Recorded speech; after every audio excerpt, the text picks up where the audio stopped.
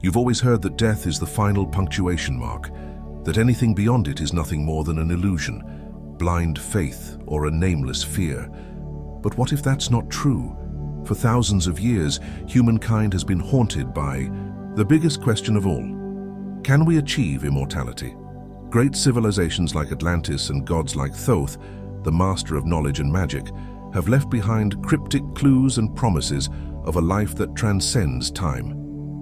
And today, I'm May, going to take you deep into the journey to uncover the answer to that eternal question. In this video, we're going to lift the veil on the secrets of Atlantis, the legendary sunken island, and explore the sacred wisdom that Thoth left behind. From mysterious rituals to wondrous technologies, Atlantis isn't just a story of the past. It's a reminder that immortality has always existed, waiting for those brave enough to seek it out. This isn't a fairy tale. This is an invitation for you to step into a parallel world where death is no longer the final frontier. In every moment, every image, every story I'll share, you'll realize that immortality isn't just about living forever. It's about awakening your spirit and your mind. Get ready to unlock secrets that have never been revealed. Let this video transform your beliefs and the way you see life forever. You were never meant to die. That was the first and greatest deception taught to you before you were even old enough to question it. A lie so pervasive, it's become the cornerstone of how we live. From your earliest moments, you were led to believe that this life, this fleeting moment wrapped in skin and bone, is all there is. You were told that when the body breaks down, your story ends, that death is final, and anything beyond it is mere fantasy, faith, or fear. Society handed you this narrative like a sealed book, expecting you to accept it without ever turning the pages. But what if that's not true? What if the real truth was hidden, not because it was lost to time, but because it was too powerful to be allowed in your hands? Ancient civilizations didn't fear death the way we do. They understood it with a clarity that modern minds can barely grasp. They studied it, transcended it, and encoded their revelations into structures that still stand, symbols that still whisper, and texts that still breathe with power. Atlantis, the Emerald Tablets, the Pyramids of Giza. These aren't myths to be scoffed at by skeptics. They are remnants of a forgotten science, a roadmap to immortality that's been buried beneath centuries of lies. And now, as the world begins to stir from its slumber, it's time to uncover it. It's time to peel back the layers of deception and reclaim the knowledge that you were never meant to die, that your essence is eternal, that your soul is a flame that cannot be extinguished. Long before our recorded history, before the first empires rose, before even the pyramids cast their shadows across the desert sands, there was a civilization whose knowledge eclipsed the stars in ways we can scarcely imagine. Atlantis wasn't just a city of myth, a lost island swallowed by the sea. It was a hub of profound spiritual science, a beacon of enlightenment in a world unburdened by fear. The Atlanteans didn't simply build temples to appease imagined deities. They constructed resonant structures designed to interact with consciousness itself, to bridge the gap between the physical and the infinite. They weren't guessing about the afterlife. They mapped it with the precision of explorers charting uncharted lands. They weren't worshipping gods out of fear. They were working with universal laws to master their existence beyond the body, to live as eternal beings in a cosmos without boundaries. Atlantean wisdom was not rooted in superstition or blind belief. It was systematic, exact, and reserved for those prepared to wield its transformative power. These weren't campfire stories told to pass the time. They were encoded truths passed down through sacred geometry, crystal resonance, and vibrational hieroglyphs, languages of the soul that spoke directly to the universe.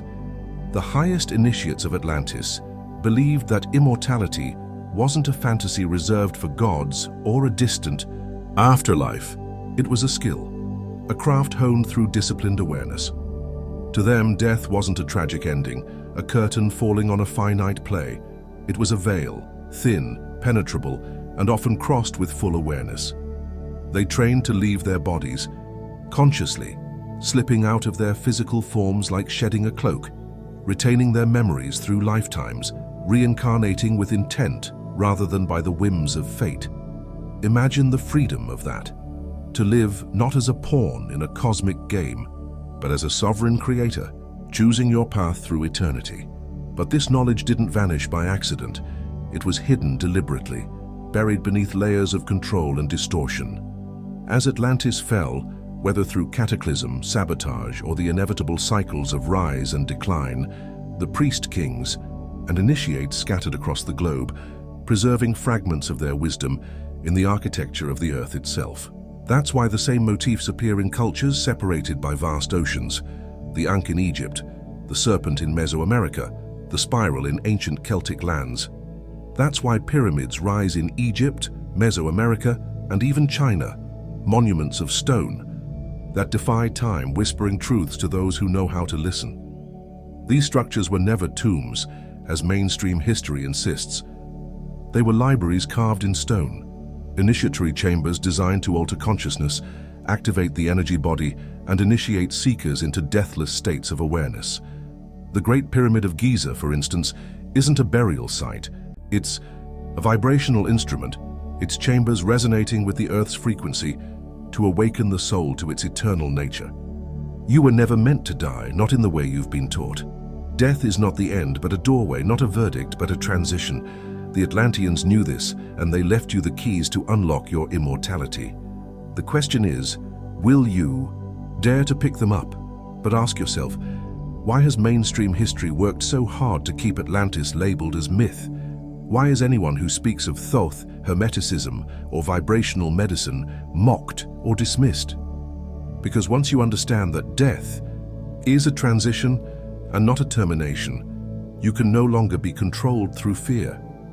And fear is the leash that keeps modern society in line. The moment you realize you are not your body, that consciousness survives the grave and can evolve beyond it, the systems built on control begin to collapse. You stop living in fear. You stop obeying blindly. You stop accepting the boundaries they drew for you. The Atlanteans weren't just engineers of stone. They were engineers of the soul. They aligned their lives with natural harmonics. They used sound, light, and intention to elevate consciousness beyond decay. They believed the body was a temple, yes, but also a tool, a temporary vessel for the soul's eternal journey. And they left us the blueprint encoded in symbols, myths, and structures that modern science still struggles to decipher. The fall of Atlantis didn't mark the end of this wisdom. It marked the beginning of its concealment. When we speak of Atlantis today, most people still picture a lost island, swallowed by the sea. But the real Atlantis never died. It moved underground, into secret societies, into hidden texts, into the memory of the soul. You carry echoes of it in your intuition, in the moments where you feel there's something more, something ancient, something you once knew but can't quite recall. That's not imagination, that's remembrance. You've been taught to look at death as a deadline. The Atlanteans saw it as a doorway.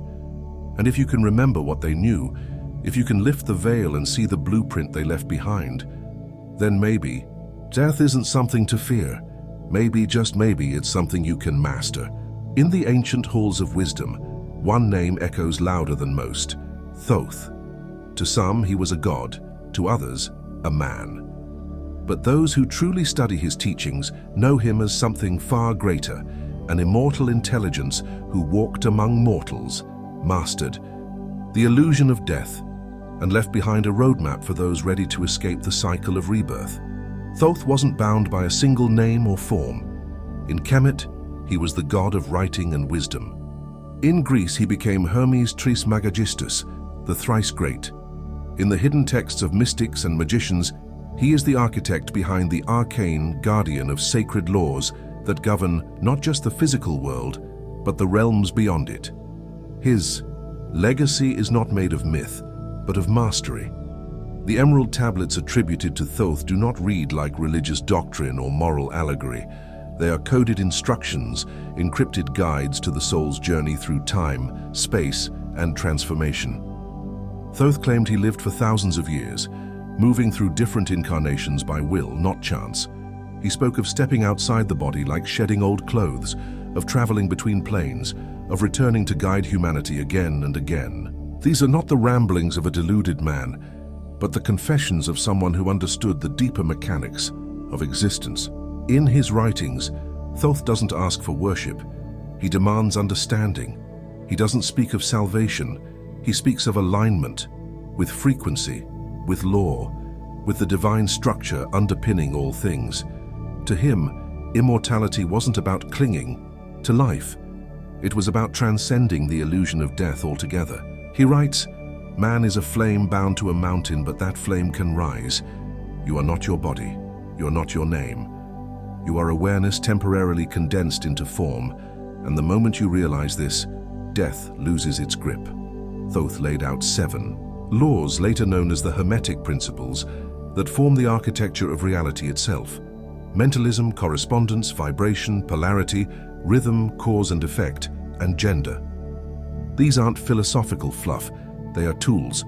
Once internalized, they begin to lift the veil between the seen and unseen. And when you master the law of vibration, especially, you begin to feel what the Atlanteans knew to be true. Your frequency determines your reality, your level of awareness, and your ability to move between planes of existence. Raise the frequency, and death becomes a door, not a wall. But here's what modern society has done. It stripped Thoth's wisdom down to trivia.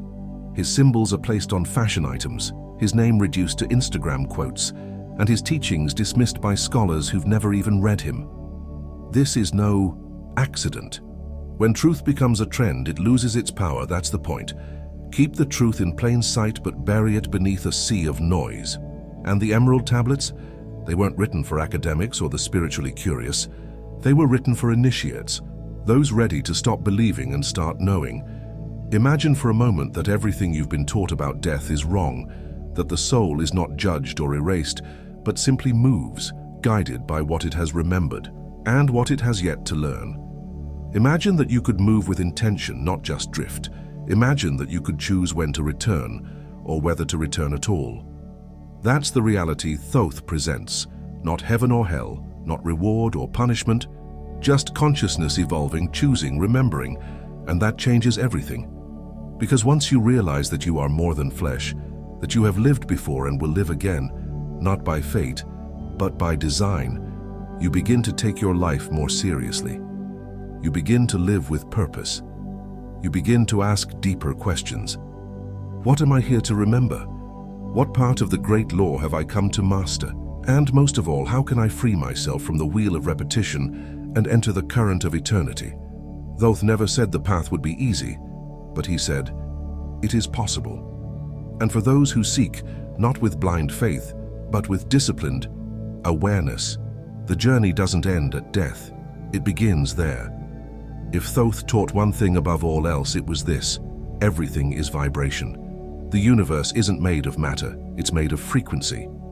The world around you, the thoughts in your head, the emotions that rise in your chest, they're all vibrational patterns.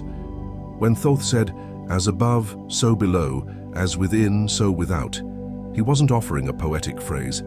He was giving you the key to the fabric of reality. Because once you understand that everything is energy vibrating at different speeds, you begin to see death not as an ending, but as a shift in wavelength. You've been conditioned to view your body as solid, your life as linear, and your death as final. But those are illusions, tricks of perception created by low-frequency awareness. Science already knows that nothing is truly solid. Matter is just energy condensed into a form we can interact with. What you perceive as physical is simply your consciousness interacting with certain frequencies. Change the frequency, and the form disappears or transforms. That's not mysticism, that's quantum. Physics, Thoth knew this long before we gave it names. He spoke of moving through dimensions, of accessing the flame of life that burns unseen, of stepping beyond time by attuning oneself to higher vibrations. He didn't fear death because he understood how to bypass it, not by avoiding it, but by tuning his consciousness beyond its reach. Just like tuning a radio from one station to another, he moved through planes by changing his frequency. Imagine if your consciousness is a song, unique in rhythm, tone, and resonance. Now imagine that song isn't stuck on repeat in this physical reality, but capable of being played in infinite octaves across time and space. The only barrier between you and higher realms is your ability to tune into them. This is what Thoth meant when he wrote that immortality belongs to those who rise in vibration. Immortality isn't the body living forever. It's the self, your true essence, ascending to a state where death has no dominion. This isn't abstract philosophy. It's practical, powerful, and real. You raise your frequency through what you think, feel, consume, create, and believe.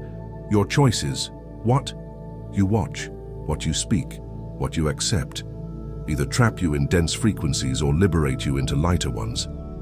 The food you eat has a frequency. The music you listen to, the conversations you keep, the environments you dwell in, everything either lifts you or lowers you. And most people unknowingly spend their lives tuned to the static of fear, anger, distraction, and ego. That's the frequency of decay, the frequency of death. But shift your awareness to love, truth, stillness, and inner knowing, and you begin to rise. That's when things start to change, not overnight and not with one meditation, but gradually, subtly, powerfully. You become less reactive. You begin to see through manipulation. You feel energy differently. You dream more vividly. You sense when things are off and when something is calling you forward. That's not a spiritual side effect, it's a frequency shift. And when that shift becomes sustained, your soul begins to remember how to move beyond the limits of this world. Thoth didn't just tell us this. He encoded it into every layer of his teachings. The 7 Hermetic principles are vibrational laws. The emerald tablets are vibrational maps. Even the ancient symbols like the ankh, the eye, the spiral are vibrational keys meant to trigger awareness in the subconscious. They aren't decorations, they're frequency tools. And yet modern life keeps you vibrating low.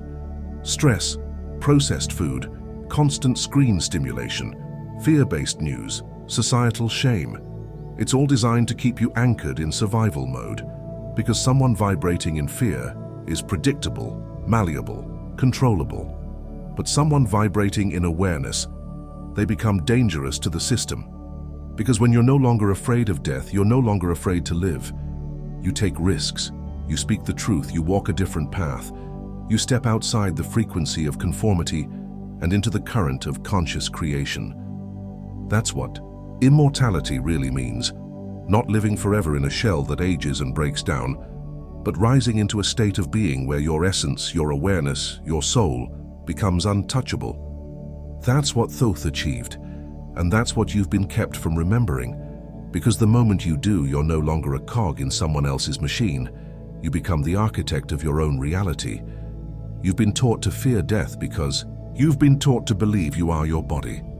From the moment you're born, everything in society reinforces the illusion that the physical is all that's real. Your value is tied to how you look, what you own, and how much time you have left. Life becomes a countdown.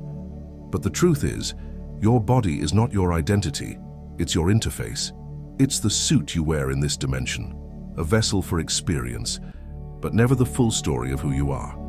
Strip away the layers, skin, bone, brain, even name, and what remains is consciousness, awareness, energy.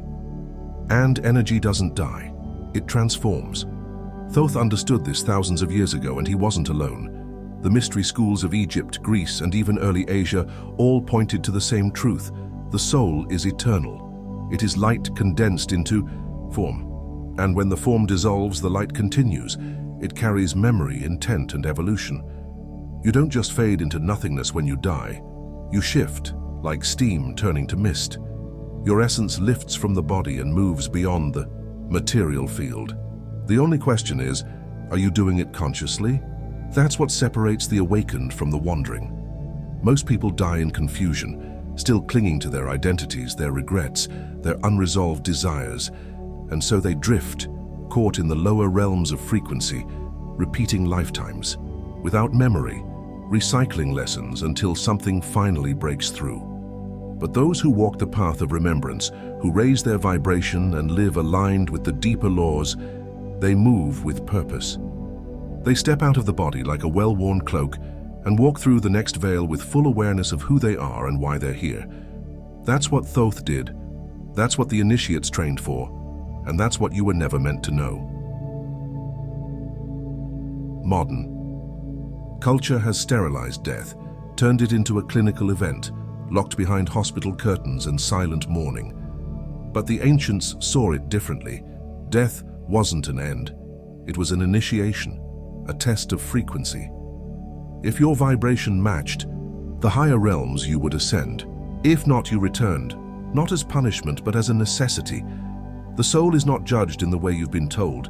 It evaluates itself. It knows when it's ready and when it's not. And the soul is honest, brutally so. That's why spiritual bypassing doesn't work. You can fake knowledge with your words, but not with your energy. The soul records everything, and when the body falls away, the soul becomes all that's left. You've felt this, even if you couldn't name it. That sense of being more than what you see in the mirror. That feeling that your life didn't begin with your first breath. The dreams that feel like memories, the instincts that don't make sense. The pain you carry that wasn't born in this life. These are echoes of your eternal self. You don't remember because you were taught not to. But memory lives in vibration. Raise your frequency, and you begin to recall. The soul doesn't measure time in years. It measures in growth, in alignment, in integration. When you suppress your truth, it slows. When you align with it, it expands. You've been taught to value productivity, but your soul values presence. You've been told to chase security, but your soul thrives on evolution. And you've been conditioned to fear the unknown, but your soul was born from it. The very thing you're scared of, death, is something your soul already understands. Thoth taught that death is a mirror. It shows you what you really are. If you've spent your life identifying with the external, death will feel like loss. But if you've built your life around the internal, death will feel like a return, not a disappearance, but a homecoming. The truth is, the body will always break. That's the nature of form. But the soul is fire. It only goes out if you forget how to tend it. So don't let them convince you that death is the enemy, and don't let them reduce your existence to a number on a birth certificate or a plot in the ground. You are energy, eternal, intelligent, evolving. And the moment you stop living like a body with a soul and start living like a soul with a body, everything begins to change.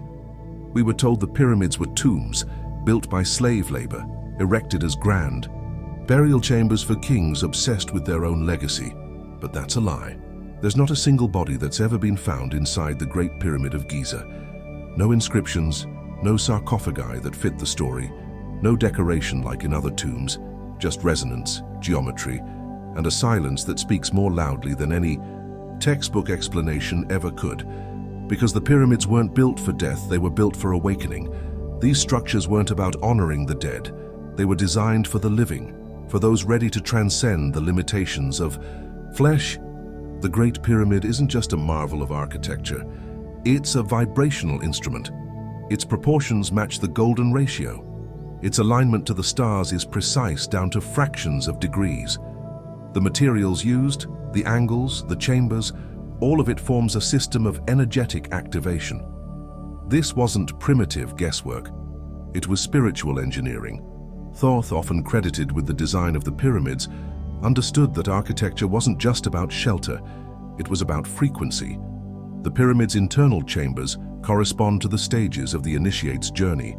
The descending passage, dark and narrow, represents the descent into the unconscious, the death of the false self. The Queen's chamber symbolizes the heart, the seat of intuitive knowing. And the King's chamber, sitting in perfect resonance with Earth's natural frequency, is where transformation happens, where the initiate, aligned in body, mind, and spirit, undergoes a vibrational rebirth. Initiates didn't enter the pyramid to die. They entered to remember.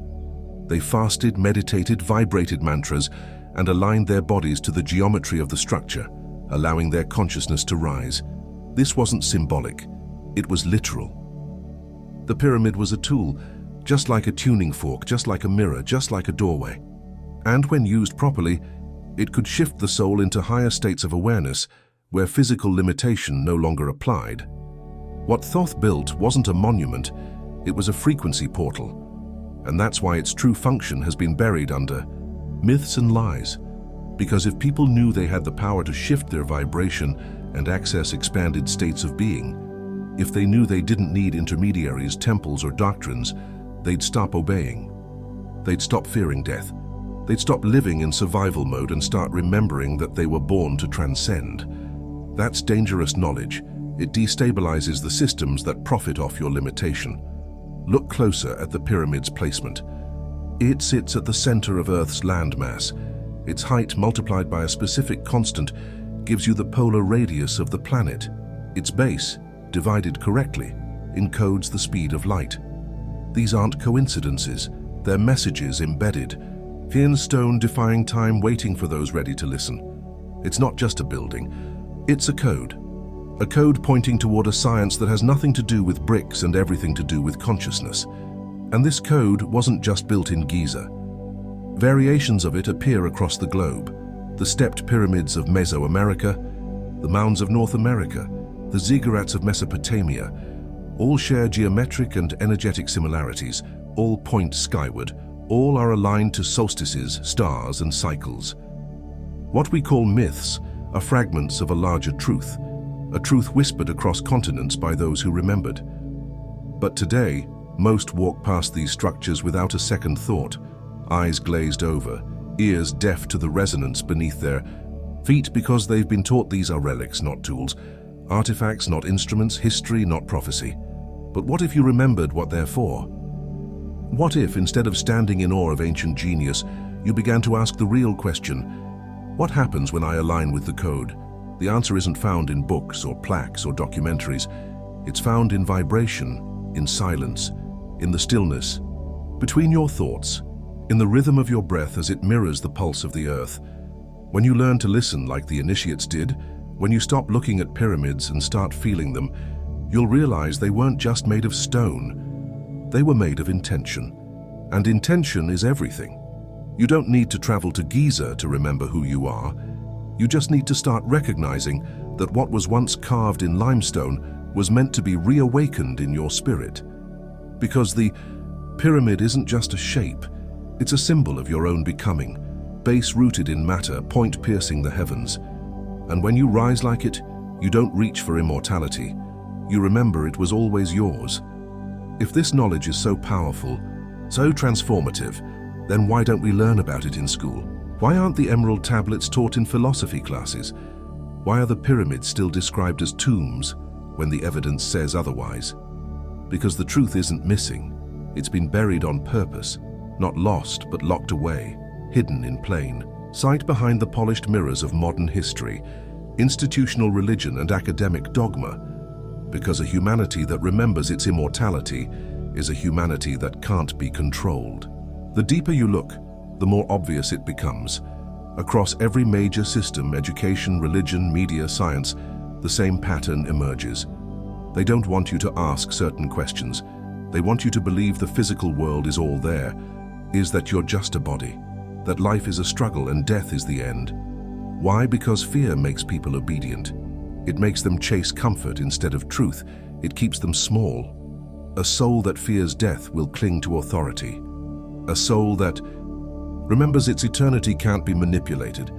For centuries, the teachings of Thoth and the secrets of Atlantis were passed down in mystery schools, guarded by initiates, encoded in symbols, disguised in stories, not because the knowledge was dangerous in itself, but because the world had become dangerous to those who held it. Empires rose by keeping their subjects in spiritual darkness.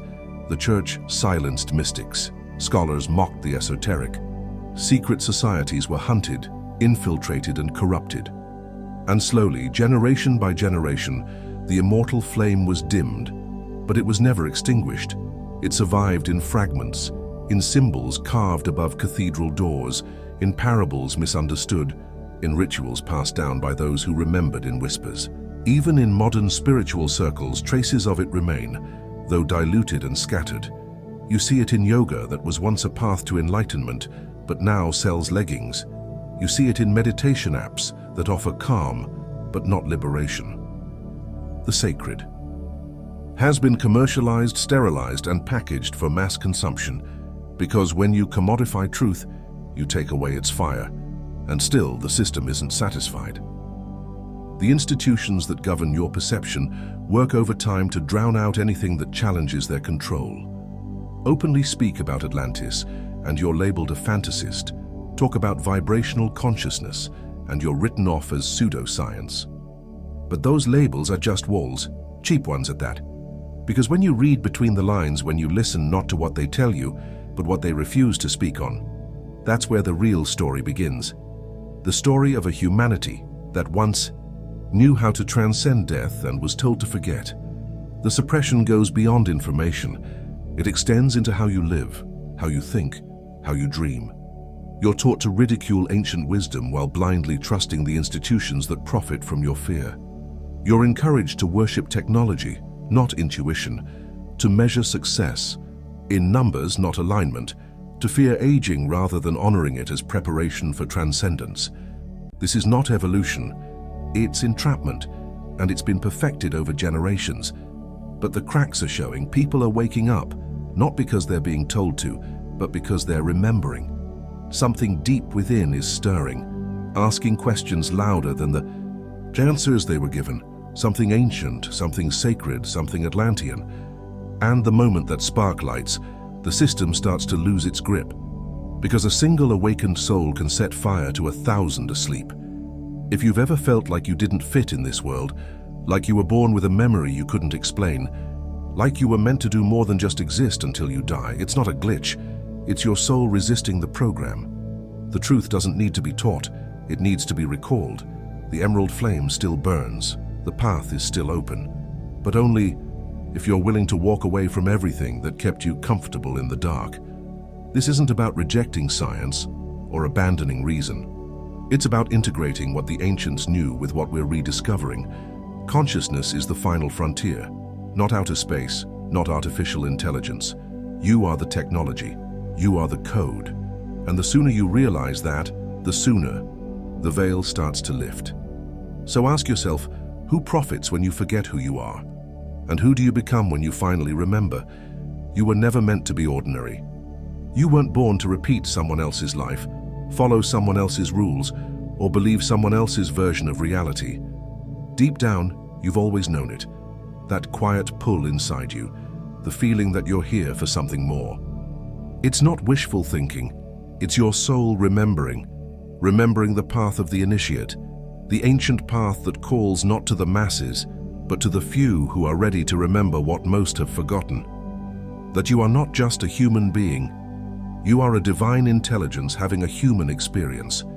The teachings of Thoth, of Atlantis, of every true spiritual lineage across time, all echo the same truth. Immortality is not a destination. It's a state of being. It's not about avoiding death, it's about stepping beyond it while still alive. The initiate doesn't wait for death to teach them what's real, they train for it. They prepare, not with fear, but with reverence. Because death to them is not a thief, it's a doorway, and only those with the right frequency can walk through it consciously. You don't raise your vibration through trendy mantras or surface-level affirmations. You do it by aligning your entire life to truth. That means dismantling the false self, the part of you built from fear, comparison, shame, and survival. It means becoming ruthlessly honest about your energy, your beliefs, your habits. Are they yours? Or were they handed to you by a system designed to keep you distracted and obedient? The path of the initiate is not about perfection, it's about integrity. Every thought you think, every word you speak, every choice you make, it either aligns you with your higher nature or pulls you back into density. This is what ancient initiation was truly about. It wasn't pageantry, it wasn't a performance. It was transformation through fire, the fire of inner truth, of shadow work, of facing the parts of yourself you were taught to suppress. The initiate had to die before they died, so that when the body finally did fall away, the soul didn't panic. It remembered. And because it remembered, it didn't wander, it chose. That's what makes immortality possible, not bypassing the laws of life, but mastering them. And it's not just about where you go when you die, it's about who you become while you live. When you walk this path, your presence shifts, your energy changes rooms before you speak. You become less reactive, less programmable. You begin to hear the subtle currents of truth behind people's words, behind the media, behind the noise. Your intuition sharpens, You start having dreams that feel more real than waking life. You notice synchronicities, not as coincidence, but as communication. You become the bridge between the seen and unseen, and people notice even if they can't explain why. But this path is not glamorous. It is not easy. It will break you open, it will strip you down, it will demand that you leave behind everything you once used to define yourself. But in that shedding, something sacred is revealed. Not something new, but something ancient. Something you carried before this lifetime. Something that kept whispering in your quietest moments that you are divine, that you are eternal, that you are here not to survive, but to awaken. The initiate doesn't escape life. They enter it fully, eyes open, heart clear, spirit steady. They know their body as a vehicle, their mind a tool, and their soul the true navigator. They stop chasing purpose outside themselves and begin to embody it. Because the purpose isn't out there. It's in how you live, how you love, how you choose truth over comfort time and time again. And this isn't reserved for sages in robes or mystics in temples. It's for you, right here, right now. Every moment is a test. Every decision is a doorway. You don't need to be perfect. You just need to be willing to listen, willing to question, willing to rise. The path of the initiate was never closed, it was simply forgotten. But now that you've found it again, the only question is, will you walk it? Something is stirring. You can feel it. People everywhere are beginning to question the scripts they were handed. They're looking deeper, listening more carefully, trusting their intuition over institutions. The veil that kept this knowledge hidden is thinning. Not because a few discovered it, but because many are remembering it. And when enough souls remember together, something ancient begins to reawaken. This isn't just a personal journey, it's a collective return. A return to the Atlantean mind, the state of being where technology, spirituality, and consciousness existed not in opposition, but in harmony. You're not the only one who's felt like this world doesn't make sense, like the systems are broken, like the answers you've been given don't satisfy the questions you're really asking. That discomfort, that sense of disconnection, it's the sign of a deeper intelligence resurfacing. You're not confused. You're being called. Called to break the trance, called to realign, called to remember the blueprint humanity once lived by. Before the fall, before the manipulation, before the silence. This is how the Atlantean age began. Not with control, but with consciousness. Their society wasn't perfect, but it was built on principles we've abandoned. They knew the body was sacred, that vibration could heal, that intention could shape reality. They honored the cycles of nature, built with sacred geometry, and trained their minds to interface with higher realms. That's not fantasy. It's ancient memory. It's a time when the veil between spirit and science was thin, when the soul was seen as sovereign and immortality wasn't a myth, but a method. That memory lives in your cells, in your dreams, in the flash of recognition you feel when you read something that bypasses logic and lands straight in your knowing. That's not nostalgia, that's remembrance. You don't need to reconstruct Atlantis in stone, you need to rebuild it in consciousness, because Atlantis was never just a place. It was a frequency, a way of being, a state of alignment where humanity operated in harmony with itself and the cosmos, and it's returning, not as history repeating, but as wisdom re-emerging. You can see it already. People leaving behind lives that no longer fit, choosing healing over hustling, searching for teachers who don't demand worship but invite empowerment, creating communities not around dogma, but around awareness. We are rediscovering what it means to live in resonance, and resonance is the language of the soul. This shift won't be broadcast on the news. It won't be announced by governments or validated by institutions. It will happen quietly, but powerfully, in conversations, in choices, in the unseen ripples of energy exchanged between awakened hearts. That's how the Atlantean mind spreads, not by force, but by frequency. You're not here to convince the world. You're here to become a living example of what's possible. When you remember who you are, as more of us step into this truth, the illusion begins to fracture. The structures built on fear start to crumble, not through war but through irrelevance. What once held power over you begins to dissolve when you no longer resonate with it. And when that happens across millions of minds, the collective frequency shifts. That's how timelines change. That's how paradigms collapse, not with noise, but with knowing. You were never alone in your remembering. The very fact that you're here, drawn to these ideas, pulled toward these forgotten truths, is proof that something within you is synchronizing with the collective awakening. This is what the ancients prophesied, not the end of the world, but the end of the illusion. Beyond that illusion lies a truth so profound it can reshape your entire existence. The truth that you are energy, eternal and evolving. The truth that death is a veil, not a verdict. The truth that immortality is not a fantasy, but your birthright, if you choose to remember it. For millennia, this wisdom has been whispered through the ages, encoded in the teachings of sages, etched into the stones of ancient temples, and carried in the quiet knowing of your soul. The ancients didn't see death as a final curtain. They saw it as a doorway to a greater reality, a transition into a state of being where the soul continues its infinite journey. And now, as the world teeters on the edge of awakening, that truth is calling to you louder than ever. You don't need to shout, fight, or force the world to change. You just need to be fully, unapologetically, authentically you. When you embody this truth, when you live from the core of your eternal essence, you create a ripple that touches everyone around you. The more you align with your soul's frequency, the more you create space for others to do the same. Imagine a world where millions awaken to their divine nature, where fear no longer holds sway, where authenticity replaces conformity. When enough of us hold that frequency, the world transforms, not through force, not through conflict, but through remembrance. It changes because we've remembered how to live as the eternal beings we were always meant to be. They told you immortality was a fantasy, a fairy tale reserved for myths and legends, that eternal life was a dream for the naive, that death was the ultimate boundary, the final truth, the one thing no one escapes. But what they didn't tell you is that immortality isn't about running from death. It's about reclaiming your power over it. It's about understanding that death is not the end of you, but a shift in form, a transition in the eternal dance of your consciousness.